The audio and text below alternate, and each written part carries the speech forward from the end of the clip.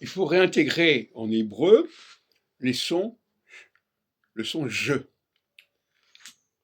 Il ne faut pas dire Yahou, il faut dire Jaou. Il ne faut pas dire Yahvé, il faut dire Javé. Et d'ailleurs, les témoins de Jéhovah, ils ont raison de mettre le J qui remplace le Yod. Le Yod est un J, et non pas un Y. D'ailleurs, c'est ça le problème aussi. L'allemand, par exemple, il prononce le J comme un Y. On dit Ya, ça écrit Jia. C'est aberrant.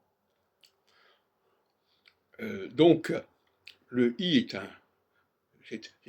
Le I, c'est une voyelle. Le je, c'est une consonne. Bon. Alors, donc, l'hébreu a le che, que l'arabe n'a pas le che. On dit shalom, on dit salam.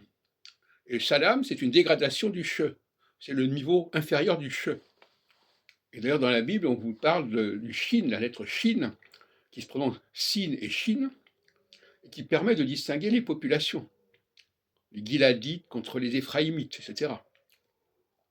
Donc, l'hébreu doit être réformé au niveau de la prononciation, et il faut absolument qu'on rétablisse le son je en hébreu, comme il existe en français, le che n'ayant pas disparu en hébreu et existant en français aussi.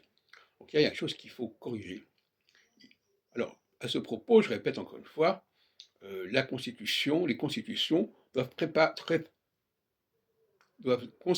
concevoir des périodes de 7 ans où l'on va laisser la parole au peuple, à la masse, et des périodes de ces 7 ans où on ne fera plus appel au peuple, on ne fera plus de référendum, on ne fera plus de suffrage universel, et on laissera la direction à une élite.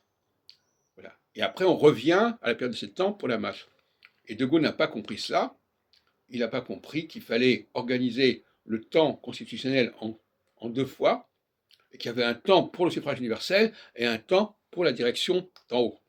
Et il s'est embrouillé, ce qui a fait qu'en 69, en période équinoxiale, il n'a pas pu réformer comme il aurait pu le faire parce qu'il a été bloqué par la Constitution, par le référendum. En revanche, en 62, il a eu raison de faire un référendum parce qu'on est en phase équinoxe solsticiale. Donc, le droit constitutionnel de demain doit prévoir une alternance entre des périodes de suffrage universel et de référendum et des périodes où c'est l'élite, la direction qui va l'emporter.